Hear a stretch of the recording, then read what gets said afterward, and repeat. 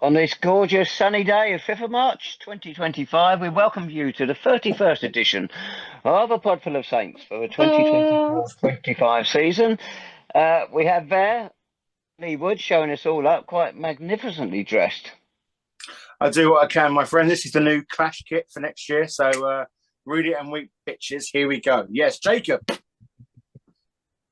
Jake, match that. Hello, everyone. I hope you're well. It's good to see Lee's return from his court case at the end of today. I hope it went well. Right. This is going to be a fun edition as we look back on 2 games of unmitigated dross. As well, they were, weren't they? Saturday had a late kick-off, as everybody knows, who even wasn't there, because the coach got stuck in the field. Because as you come off the M4, you go on the A350 into Chippenham. Except we didn't, because the roundabout there, on top of the motorway, closed. A350, Tim Petty, 10 minutes late. It's open by then. He goes straight through, of course. So you go over the bridge, and it takes you down this other road. Looks like you go round, big circle, into Chippenham that way. Well, you do if you've got a car, not if you've got a 54-seater coach. And it got stuck down there, and the farmer was a bit reluctant to help him get him out of the field. Unfortunately, he got last night's players out of the field, and we did have a game Tuesday night as well. Anyway, we'll come back to that one later. So we had a late kick-off, just around about 3:30 on Saturday. And that first half, it was absolutely awful. It was walking pace at best. The proper Webbo was there, Mark Jones, making his annual appearance, watching our games. And he watches Step 5 now, whatever that is. I don't know if it's group or football or what. And he said the pace at that was faster than what he saw on Saturday. And it was just pedestrian. You wouldn't have believed there was so much riding on it for us. But I suppose a point down at Chippenham Town is not that bad. They're on a good run of form. But it was both sides, wasn't it? About it a funny old way. Chippenham, when they came down the park, one of the best sides we've seen this season. We didn't see it then. There was too much slow tip-tapping around by them Saturday. They didn't need to do it that way. They're a better side than that. And so, game just didn't have that buzz. What did you two make the first half? Before I let you two sort of go away with the game, were any of you two driving said coach on the way down to Chippenham? Because you have got previous, boys, haven't you? Got Chelmsford. Yeah, thanks. Yeah, that was Dave's driving that evening as well. Anyway, yeah, it wasn't the greatest first half, was it? We had a shot early on, didn't we? Sean Jeffers past the post, and then that was pretty much all she wrote. And I will say, actually, I thought Chippenham had the better of that first half towards the end. They got on top. They tried to cause us trouble with set pieces, which would come back to haunt us towards the end.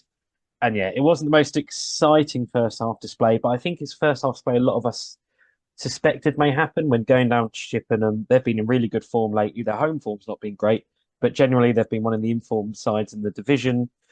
They could cause us trouble, and I think we were more than happy just to stay solid, shut them down, look for any holes. But unfortunately, the ball over the top that we looked for a couple of times just wasn't ever on, unfortunately. The runners weren't there. The quality of the ball wasn't there. And yeah, that first half was just, as you say, Dave, very forgettable.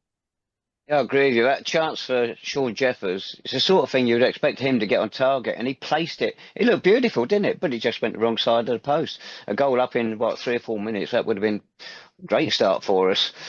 What do you make of it, Lee, from what you can remember of it? I mean, I'm going off the highlights tab. So one thing I would say about our goal, beautiful footwork, technique, absolutely sublime. And I'm not being funny, but I know we've joked about this in the past, backwards and forwards, you and I, but that skill of youth, just the absolute quality from getting these fellas in from the leagues above, sublime. When you go away to Chippenham, you laugh and joke about being, I'll settle for a 1-1. But having been so close to getting that win, which could have absolutely catapulted us above, up and above. I don't know, boys. I mean, I don't know what you think, Jake, because you were sort of there, but would you have taken it, given the fact that at the start of the day and the results around the league as they unfolded, or is it literally a case of 2 points dropped, given how close we actually were, mate? I think probably was 2 points dropped before the game. I said I'd be happy with a point here, take a 1-1 draw. Yeah. run away with it, be delighted. And even midway through the game, I mean, I know we kicked off at a funny time, but just as we finished the first half, pretty much everyone else around us seemed to either be winning or have the lead or be getting a good result. Towards the end, luckily, they all sort of went our way, but yeah, definitely agree that unfortunately, and the initial reaction was, "Oh my God, what have we done here?" But bigger picture, it was just same as we haven't lost any ground. The teams around us haven't really gained. Let's just keep rolling. And it's not, not a brilliant result and not a brilliant performance, but 1-1 away from home. If you can then follow that up with other league games coming up with wins, then actually it's quite a good result, isn't it? I think 1-1 at Hardenhuish Park is not a bad result at all. Given the run Mm. they've been on, you mentioned their home form's not been fantastic, but and we know how good they can be when we saw them earlier in the season. So I think 1-1 is an acceptable result, despite how dire the game was. Quite happily take a point from it. And I agree with you, Lee, about Aidan Dausch's goal. The ball into him, touch with his left foot, didn't take a touch with his right foot, just hit it first time, and hitting it early is what I think caught Will Henry out in the Chippenham goal. And it was a great strike anyway, right in the corner. Mm. Beautiful goal. Thing is, it shouldn't have stood. There was a clear handball by Zane Banton. It should never have Nah, stood. Well, I'll come on to their goal in a minute. That shouldn't have stood either. But it was. It's a great goal. it was absolutely superb, wasn't it? And being behind the goal, it felt like it took an age to hit the back of the net. But watching it back, it was a brilliant finish. But for some reason, I think just being right behind it. But yeah, Aidan Dausch, he is brilliant. And I think that shows when you actually get him service. I don't think he barely touched the ball in the box apart from that shot, the whole rest of the game, because he had nothing else given to him or any opportunities laid on the plate. He could barely do anything else. So it was a brilliant finish. And as Lee says, we know loans aren't ideal. We know they'll be going back. But in the situation we've been in, I think the last month or so, the loan signings that we've made, not just Aidan Dausch, many others as well, they are all Many? contributing. Well, many, a few, Alfie, Bendel, I think particularly standing out, Dion Woodman. They are all proving to be valuable assets in our battle against relegation. It's funny enough, one of those you mentioned, we didn't mention there, but Loanee, Reuben Wyatt. We hadn't seen much of him till he got that great goal against Averley. And you think he's going to kick on from there.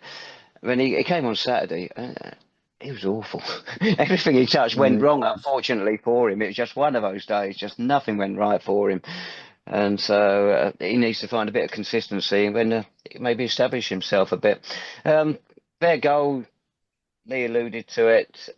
Same thing again. We've seen it so many times recently. Set pieces, ball comes in. Ian Culverhouse said, there's so many crosses going in. We didn't pick them up or whatever. There was no excuse for it. It was poor defending. We weren't under that much pressure. It was poor defending. And for the third time recently, I think Hemel and Wood as well, we didn't have a player on the post. And that's Mm. costing us set pieces. It used to be a basic part of defending, didn't it? It's just like you don't do this nonsense passing across your area, which teams do now, and it costs them goals. Having a player on your post is basic defending, and we haven't done it, and it's cost us a few goals recently. Possibly. I would say certainly, but possibly. So that goal was frustrating. But why it shouldn't have stood as Brandon Mason, he was the nearest to that post. He couldn't get across because Matt McClure, one of their substitutes, was just holding him. And the referee had a clear view straight on. How he did not give a foul, I will never know. And then, of course, along comes Jac Poffley, free header, bang, bang, 4 minutes into added time. 1-0. Killer blow, but yeah, I think all three of us, in a way, are happy with that point. But you say that, I was speaking to a Football League coach who follows our results quite closely. He's got a strong affiliation with the club. This is where he's at, right? He's asked us oh, crikey. Oh, my goodness. Oh, my God. No, that was him.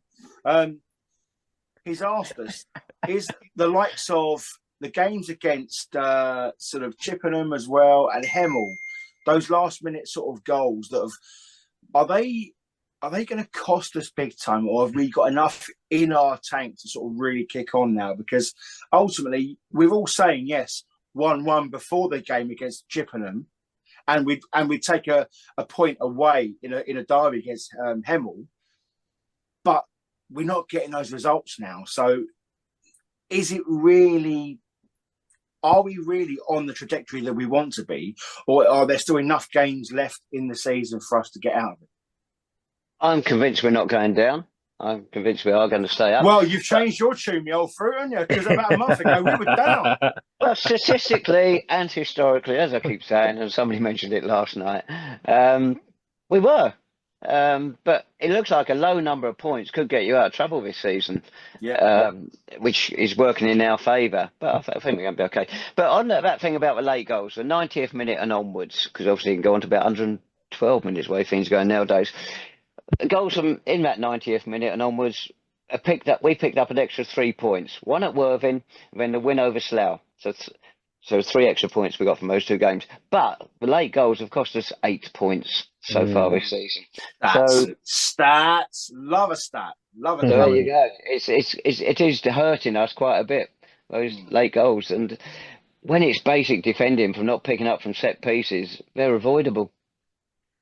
They are, and you have to say 8 extra points right now. Our position would look much, much better, wouldn't it? You Certainly reckon? this season. Yeah, just about.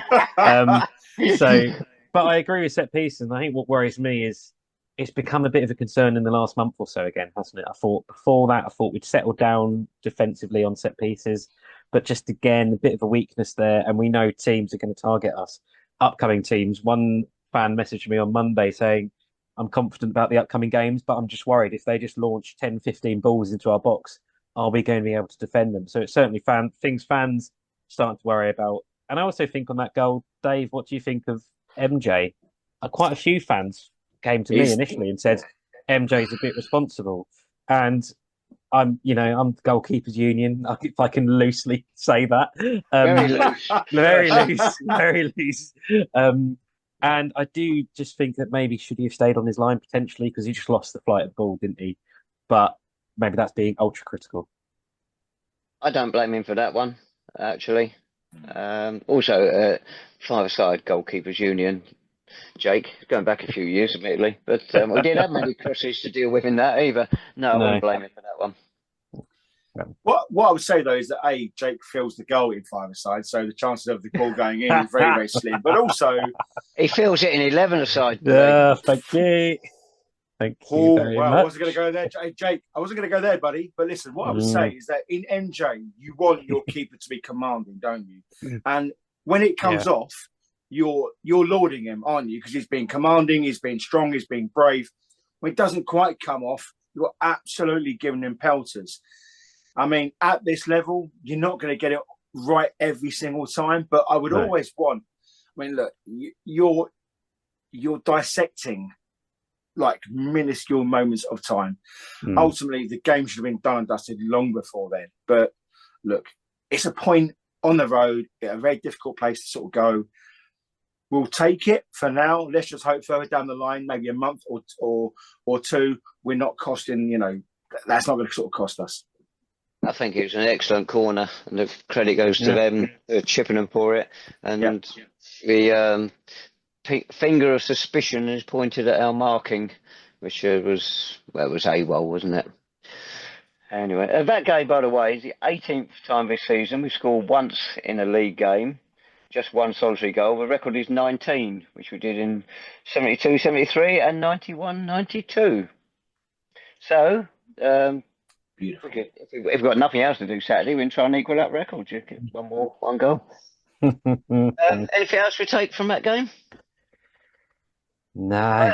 We'll pick up on something actually. No. It's a valid point about the number of balls being whacked into the box. People do mention we do have some pretty tall defenders in there. David Longking, Dion Woodman, but James Claridge isn't the shortest player on the pitch, and yet we are losing these headers. Yeah. Why? What's going on? It's a good question. Lee, do you have a thought? Well, I'm thinking Tabs is a man of the people. He's a man of the players. Surely he can go and ask them. And I would love to see these 3 towering, commanding defenders just pouring over G. Tavener, explaining themselves to our club historian. Let me know how that goes, Tabs. Maybe we'll see you in this life or the next, my friend. Lapsed, Lee, according to the programme. Lapsed. Never been informed, but lapsed. Oh, really? Brutal stuff, mate. Talking of programs, Dave, do you have any? Did you buy a Chippenham program? I've got it here somewhere. I don't know. I Oh, think Lee, what you happened? received some brilliant photos, didn't you? What happened in my day, my friend? What happened in my day, buddy? But go on, what you're alluding to. We know what you're alluding to. Go on, tell us. well, Um, the City team sheet seemed a bit questionable, didn't it? What are the pictures, player profile photos? Yeah, it was great to see David Noble back in charge, wasn't it? That was a real surprise. I don't think any Mate, of us he expected was on the that. screens at Clarence Park last night. I He mean, was as well, yeah. he was Yeah. adorning Clarence Park in all of his glory. And Yeah. his neck scratching antics. Beautiful stuff, mate. I mean, we can't get rid of him as much as we do try. Yes, in the Chippenham programme, they had black and white, or was it mono? You're in the print, Lee. Mono pictures of a City squad, but unfortunately, it was a 2023-24 squad who nearly carried us to glory. Oh, it did, the Herts Senior Cup. Anyway, and also their lineups and matches this season. What a hideous way of doing it. I sent it off to Bletchley Park. They've given up on it. They can't decipher it. Oh, So dear. you're There not we a go. fan then, Tabs, no? No, it's a shame because they're a nice club, nice friendly club. But Yeah. there's certain things, and not like us. We get everything right down the park, as we know. As you sent me a text on 8:30 Monday morning on the first mistake from a Twitter group for this week, Lee. Dang. Monday morning, the first cock up of the week. It's 8 a.m. on a Monday morning. You got the date wrong for the midweek game. I mean, come on. We laugh about it, right? And we've tried to defend the club as much as we can. We are staunch supporters of this club. 8 a.m. on a Monday morning, and you balls up your first social media tweet of the entire week, and you got the wrong date. I mean, volunteers, who needs them, right? Well, and also the fixtures, they're not bothered about next Tuesday's Hearts Charity Cup match. And given the rubbish we saw last night, you can't blame them. But that's not the point. It should be on the fixture list. And it isn't there. Right. Let's get rid of this before we get ourselves into any more trouble. So Saturday's game was our 5,111th. It was the same lineup as the 5,110th. And then we come on to the 5,112th. And all 11 outfield players, all 11 players from Saturday were changed. We did it once last season as well against Stevenage. The thing about it is a 2-0 defeat to Potter's Bar Herts Senior Cup. I've had a text from someone, from Andy. It says, "Did we disrespect the competition?" Right, look at the lineup, you two, and I'll let you go with that. I'm not entirely sure we did. I think given the situation, I mean, I joked it was be 4-0. I mean, I was halfway there, to be fair, in fairness. But we did say it was a game for the likes of your Alfie Paynes and your Ken Charles and your fringe players to get some minutes under their belt, assess their fitness, etc. Potter's Bar, no mugs. That said, I did think we'd have enough to beat them. I wasn't entirely sure what quality of side we'd put out. If I'd known the naivety of the starting 11, I probably wouldn't have been so sort of bold in my prediction. What I would say, we showed it enough grace, because the thing is, our goal this season is to stay up. Yeah. Right. The first team players would have trained earlier on that evening. Yeah. All you're looking to sort of do is just to get a little bit of a awareness where your second string are. You know, your younger players. I still think there's a lot of players on that pitch last night who are going to feature quite heavily going into the latter ends of the season, because the fact of the matter is we're going to need Ken Charles. We're going to need Alfie Payne. Some of the younger lads, maybe not so much. One thing I would say about last night is that everyone pre-season and early on in the season were absolutely jumping on the back of Sean Jeffers about playing up front on his own and having no service. Ken Charles had that exact same the situation last night. He fared no better. So what I would say to him is that, you know, maybe it wasn't the fact it was just Sean Jeffers being out of form. Ken Charles did nothing last night. He got no service. He got bullied off the ball far, far too easily. that system with a one up front does not work at all. So it wasn't necessarily SJ9 that was struggling. It's just the formation. Tafari Moore, he did some things down the right-hand side, putting a few dangerous crosses. But ultimately, Taz, it was, I won't say a waste, but it was a waste. It was like a non-event last night. And Jake and I, we looked at each other after half an hour. We thought, what the hell are we doing here? Well, I'd say it's quicker than that. They had 3 corners in the first couple of minutes, and that set the tone for the evening. Before you come in there, Jay, I go along with some of the players you mentioned there, Lee. I agree those 4 players, the first teamers, Josh Castiglione was captain last night. Tafari Moore, who's so far off it at the moment, I disagree with you. He's lost his way at the moment, unfortunately. But along with Ken Charles, who just had that one header, one cross, one header, that was it. That's all he had to feed off. And Alfie Payne, who was going too square for my liking. I agree with you, all 4 of those are going to feature in the squad in the running. And so it's good that they got minutes. But that was a Herts Senior Cup. We were holders. And would you like to have seen a stronger side out there, Jake, or would you go along with what we put out? I think before the game, I think we all expected a stronger team, actually, even hour and a half before the game. Speaking to a few fans, I think we all expected a stronger team. We expected the likes that did start, but I think we also expected some others, maybe your Ruben Wyatts, etc., potentially, and a few others that at least to be on the bench. But then when we saw the team, it was very much right.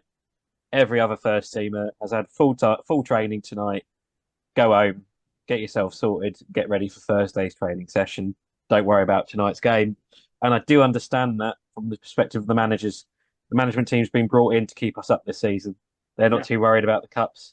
We would like the cups. In fact, we celebrate the cups on this podcast, don't we? We talk that they are important games. But the management team, all they care about is National League South survival this season. And yeah, I can see why they made the decisions that they did with the starting 11. But I think we all expected it to maybe be a little bit stronger. The most worrying thing, really, is that was pretty much our under-23 team, those other players. They play for the under-23s. And to be honest, you can see why we bring loan players in now to boost the squad, because those kids there, I don't want to put them down. I'm hoping we'll keep maturing and get better. Really would be great, because we want the local players. But there's nothing there ready to go into that first team to bolster the squad, let alone bolster the first team. So you can see why, as much as I hate loan players, why the club's been getting them in. There's no backup beyond that first team squad from what we saw last night. No, they're not at all. And prior to the Bournemouth game away, prior to Culverhouse, just after Culverhouse took over, he had everybody in. He had all of the youth team in, and we'll have a look at you all, and we'll give you a fair assessment. So the likes of your Lancashires and your Rouse and your Biggs, etc. He gave them a fair crack, but ultimately it's a results business, and Ian Culverhouse was bang up against it at that point in time, and you can't be carrying anybody. By all accounts, the best of the bunch was Ralph, and he's been loaned out. Lancashire was he was in the boardroom last night. Lancashire? What year is it? Sorry. Gauthier?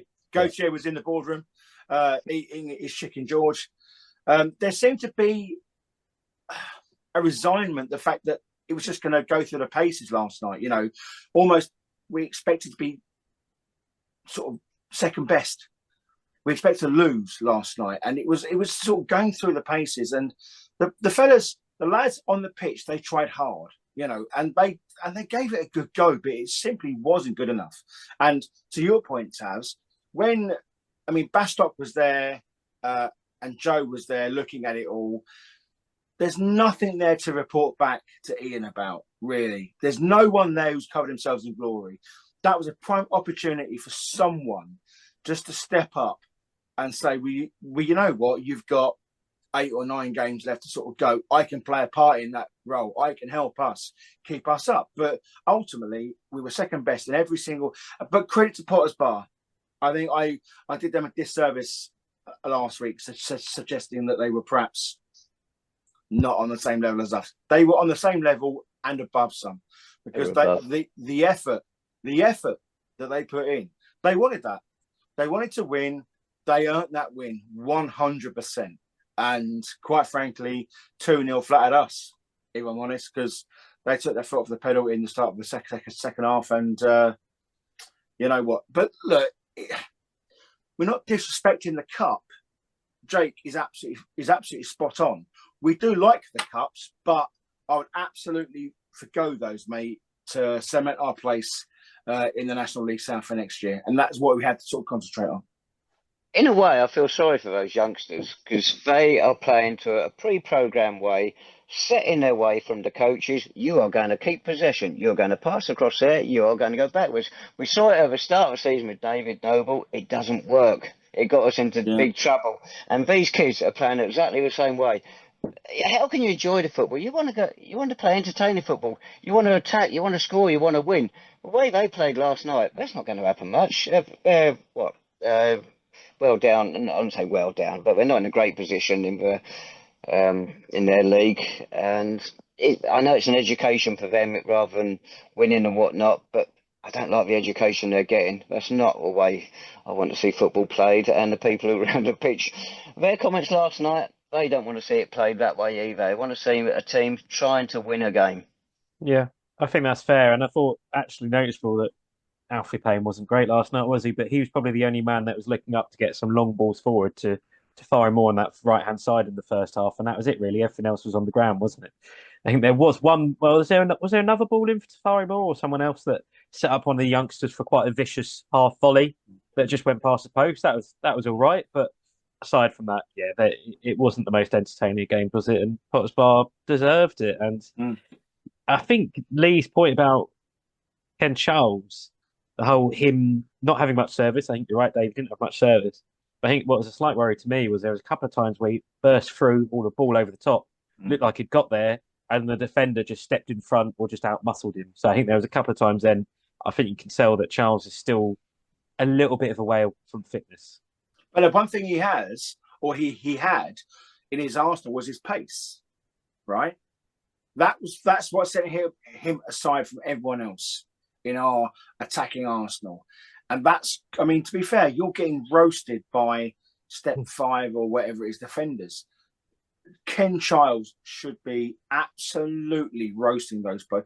Look, yes, he's just coming back from injury. He's working his way back to sort of full fitness. But even a half fit Ken should be absolutely getting it, at least challenging for those sort of balls. He had a bad game last night but I don't think the system played up to his strengths. I think that's key. Nor did they play up to Sean's strengths when he played one up front. I think collectively it was a bad game for us. No one shone, but then again, I don't think they really had the platform to sort of do that to start off with. Yeah, well, we've got a lovely sunset again. That shot you alluded to, I think it was Joe Bearden. I may be wrong, and he did a couple of interesting things, but that's the closest we come to a goal, really, apart from Charles's header, which went well over. It's interesting for the penalty because Joe, he ran up to it, he wanted to take it, but Kai Scott, who got fouled, we couldn't see a foul where we were, but anyway, a foul was given. He took it. It's a good save to the keeper's right. Third time in 7 games we've missed a penalty. First time since 2021 that we've missed in 3 games in a 7-game spell. That is a stat. Is that not a stat? Yeah. Jake, does that not make you proud to be a friend of David Tavener? I mean, that is a stat and is it not? No. Maybe that goal would have helped things a little bit because we were 2-0 down at the time, but I've got my doubts. And it's a shame for the youngster because he was really upset when he didn't score it. There you go. We've had more senior players than him miss it, so get over it. You'll be all right. Yeah, I will say as well, our keeper made quite a good save during the first half where he tipped a long-range effort onto the bar. That was pretty impressive. Clutching. Who had the shot? Was it Calda Costa? Was it Calda Costa? Yeah. Hey. Our old friend. Hope you're well, Cal. Lee, you couldn't believe it when I told you that Ronnie Henry had come on from as well, could you? You were shocked.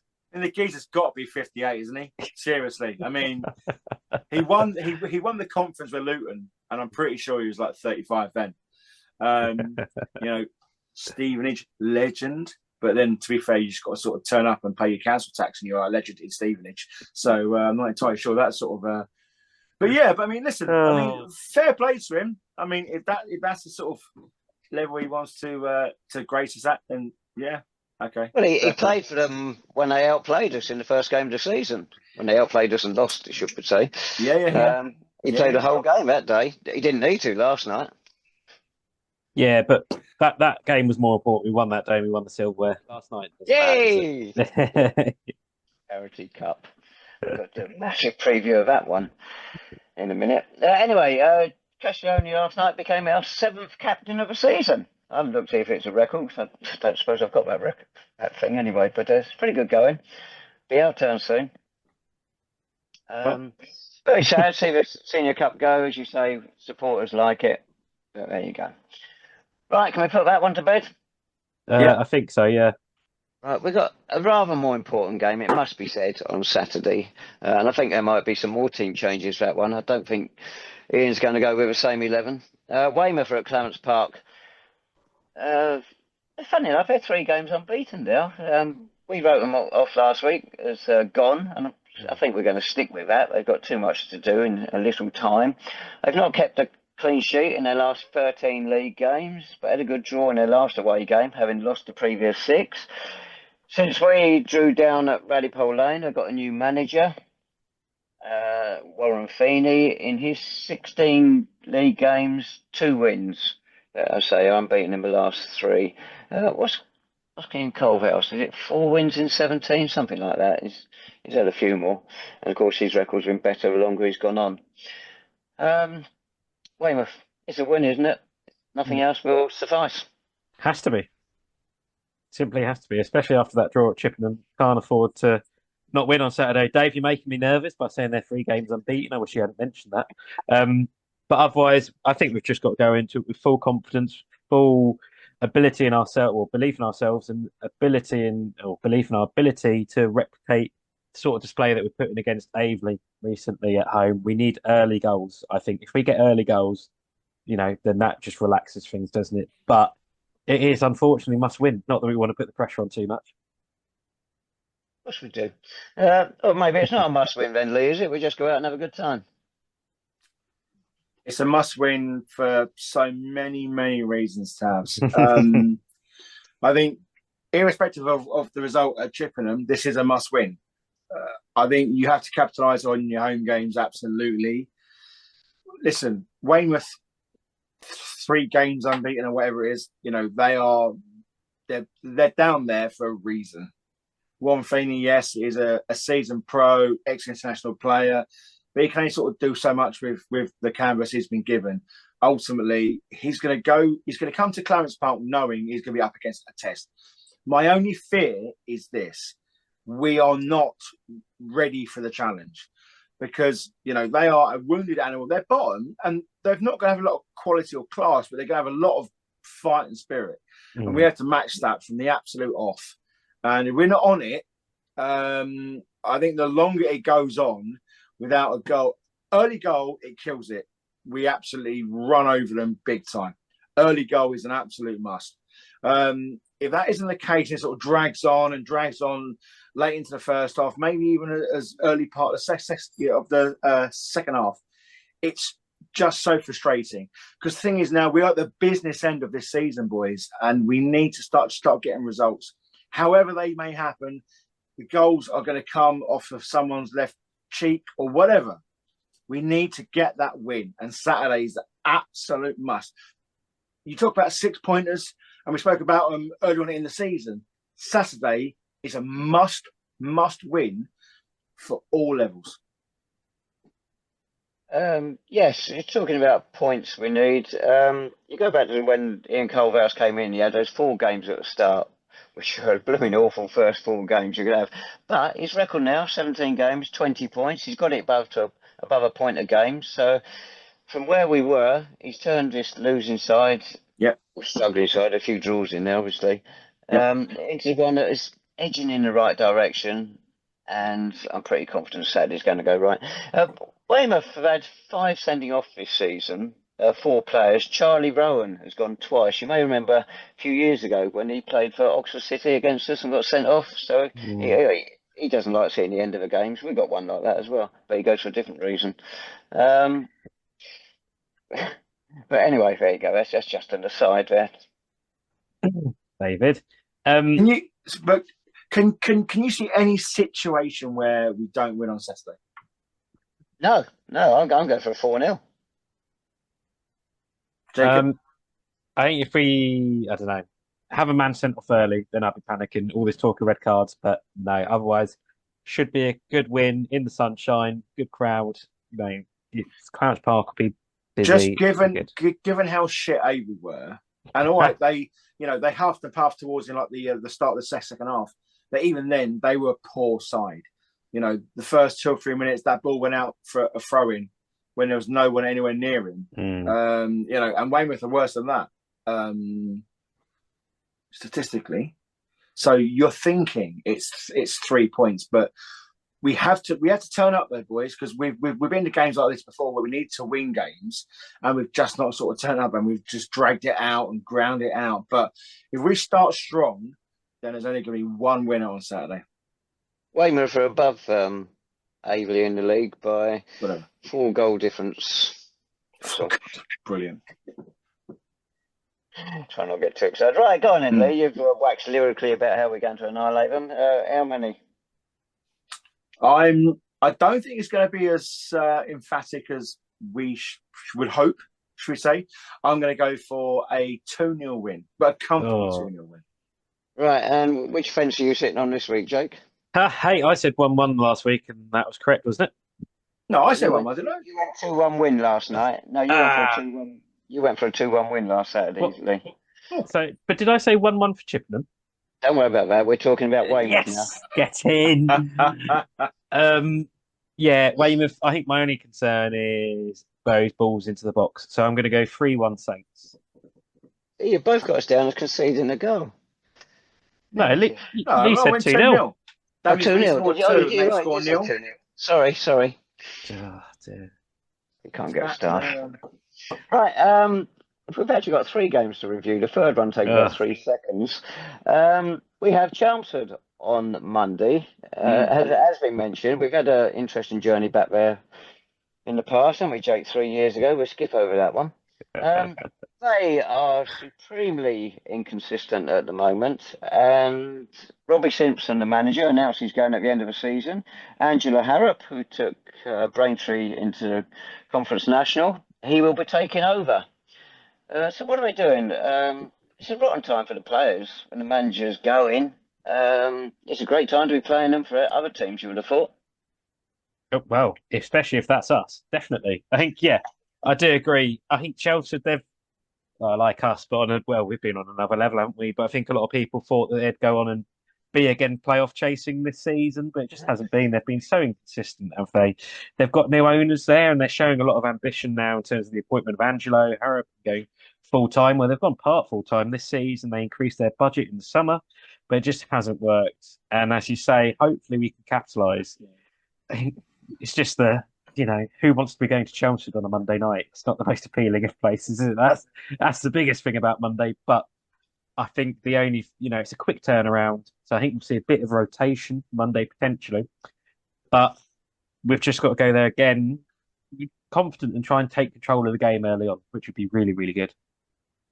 Before you come in there, Lee, they've got a run of 4 fixtures, which are incredible. This coming Saturday, Dorking Wanderers away, top of the table, of course. Saturday gone, Worthing at home, title chasers, lost 2-1. Before that, on a Tuesday, Boreham Wood away, chasing the title, 1-0 defeat. Before that, Torquay United, more title chasers, come back from 2-0 down at half-time to get quite a surprising 3-2 win. Excellent result. Then their toughest of a lot, of course, next Monday. And we go there. I mean, who wants to go to Chelmsford on Monday night, Tuesday night, Wednesday night, Thursday night? Just take your pick, boys. And I revert back to a comment I made probably 6 months ago. It doesn't take a lot for Chelmsford fans to lose their shite. And quite frankly, they are just fuming because, every single season they promise so much. The management demographic of that place is just bizarre, isn't it? Simpson, he's done some good things there, really, but he spent a lot of money in the process. Angelo Harrop, I mean, he thinks very highly of himself. Let's put it that way. By all accounts, when he got Braintree promoted, he thought he was going to be managing Bayern Munich next. He demanded quite a lot out of Braintree Town when he was there, but I think he's quite naive. But that'll fit him well at Chelmsford, to be fair. So he's going to fit him remarkably well. I mean, quite honestly, boys, we have to preview Chelmsford game, but quite frankly, we're looking at Saturday first. We'll get that win under our belt. Whatever happens on Monday night, you'd like to think we've got enough. Jake, I don't know what you're saying there, mate. We, maybe some fringe players will get sort of change. There's no one else to change. There is no one else to change. Go on. You wonder, will Alfie Bendel play? Because he had 10 games for them early this season. Yep.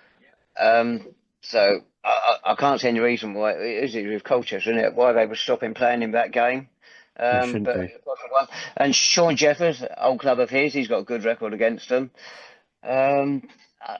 Rotation, just when it comes so quickly, because you can forget Tuesday's game against Welling. That'd be another 11 we get off the market on Tuesday. And I think he's got to go for a strong side, hasn't he? Yeah, I agree. Sorry. I think if Harrison Smith didn't have his injury problems at the minute, then I think he would be up for starting one of these games. I wonder if Ken Charles might come into the starting 11 on Monday night, potentially, if he gets some more minutes under his belt on Saturday. But aside from that, as you say, the options are limited, aren't they, Lee? And we don't know what's going on with Ollie Davis, do we? We haven't heard anything about that. The options aren't, it's not loads of depth in terms of the players that we'd have confidence to come on and make a difference, but just one or two there that maybe potentially. Going by the programme at Chippenham, I'm sort of half expecting sort of Ben Wyatt sort of come on halfway through the start of the second half, and maybe David Noble. Ben Wyatt? Yeah, mate, it was ridiculous. Absolutely ridiculous. Carnage, mate. But look, in all seriousness, Chelmsford, you don't want to sort of do some good work against a Weymouth and then come unstuck. Yeah. So soon afterwards. So solidify whatever you've got. The game isn't going to be won against going sort of Chelmsford away, but you know what? You could do a whole lot of good by getting 3 points at home to Weymouth. So and I genuinely believe that if we win against Saturday on Weymouth, we could get out of that bottom four. It's funny. Sorry, Lee. No, go on. I was just going to say, it's funny, when you're fighting a relegation battle, quite often the sides you're looking to play are mid-table ones. The theory is they got less to play for. You look at our run of fixtures, 4 or 5 games coming up, until we get stuck into Dorking and Eastbourne afterwards. We've got those sides. We've got a chance here to give ourselves this platform for those final handful of games after that. Yeah, 100%. Spot on. Right, about prediction, UK went last for Weymouth. Jake, so you can go first for Chelmsford. Oh, I'll go 1-1 again. That's pinched mine. Thank you very much. Lee?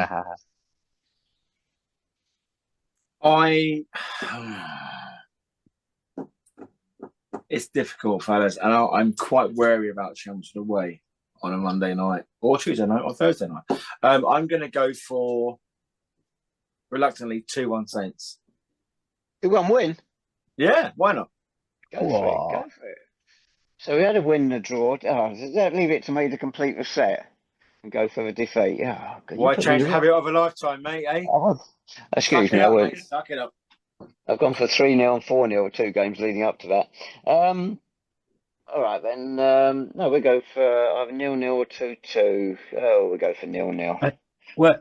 Worth noting, there are some other crucial games going on around us as well on Saturday and Monday or Tuesday. Yeah. Salisbury Enfield, isn't it, on Saturday, which is a massive game, especially if our result goes our way.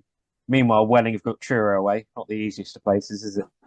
And then Tuesday night, Enfield have got Hampton again. The win the game, Hampton mid-table again, game that they could pick up points, and Salisbury have got Torquay away. So it feels like it can be a critical 10 or so days, doesn't it? Now coming up, we're going to be all right. Don't worry. I don't like this. I don't like this confident day. Where was he like a month ago? He was absolutely humongous off. It's just statistics, they're rubbish. Ignore all those. Waste of time. The club doesn't worry about accurate ones, so why should we? Right, and we have another game next Tuesday. Oh, for goodness. Really? Cup. Monday Charity and Cup. Tuesday. Yes, although it's not on any of the fixture lists that the club keeps putting out, they've decided to disown it. Will and Garnsey. Well, you've got to go first on this one, Lee, but the team is obviously going to be not our strongest. Are we going to get a game, boys? I mean, because, going by the showing of last night against... I said it wouldn't be the strongest, Lee, so we won't know. Right, okay, Hey. cool. So we're in for a gig then, mate. I mean, listen, who cares? Because quite frankly, Weymouth, I'm not being pessimistic or whatever, but the fact is we only care now about salvation in this league and surviving the league and getting out of the relegation zone. If I was to make a prediction in terms of Welling Gardens, what even league are they in? I mean, it's One we're trying to get into next season for most of us, yeah. There we go, mate. I mean, we can salvage something out of it in the cups. Who knows? Great stuff. 2-1 win. Who cares? Jake. 2-1 defeat, and I tell you, he won't be there, Lee, because he told me during last night's game. He said to me, "Don't ever let me come to one of these games ever again." So Lee definitely won't be there. Hey, hang on a minute. We had a great time last night, Jacob. What are you talking about? We actually did have a great time. I mean, a lot of the laughs came afterwards, but yes, it was a good evening. It's funny. I had some interesting conversations last night, more than you normally have. Well, the other people didn't think it was, but there you go. More than you normally have, and we got a big crowd. Funny. Right, well, you pinched my score, Lee, so I'll go for a 3-1 City win. Be surprised we get over the halfway line 3 times. Right. I think we're done. You nearly disappeared again, Lee. Yeah, I know. We better get the hell out of there. Well, there we go, Jacob. Before we go, actually, we've had some really nice comments lately about the pod, which we are really grateful for. Thank you very much. And Lee, you got a really in-depth review of the way we do it, which came out quite favourably. It was a really good email, wasn't it? It was. I don't have it to hand, and I don't memorise it, so that's gone right out of the window. But it was, yeah. I think sometimes people just see it for what it is, but I think there's a genuine tone behind our words, in so much that we are fans, and that sometimes maybe if we get a little bit of backlash from the club, maybe it's because it cuts a little bit sort of too close to the cloth. So when you get respected national journalists messaging us in, it does mean a lot. So, but anyway, irrespective of whether you're a respected sort of journalist or not, thank you so much for all of the comments. They are appreciated, and we read every single one of them. Some people don't like the pod. Tough shit. Some people love the pod. We are your men. Jacob is going to give you everything you need to know about how to get in touch with us right now. Yeah, Podful of Saints on Twitter, email description below. Dave, you got anything you want to add before we run away? Yeah. No, I just wondered who read the messages to you, Jake. Go on, you go on with it. Yeah, I'm still waiting for the nice compliments about me, but that's fine. But yeah, thank you all for joining us again for this week's podcast. We'll speak to you again next week after too many games, and we'll speak to you then. Thank you all for watching. Goodbye. Come on, you Saints.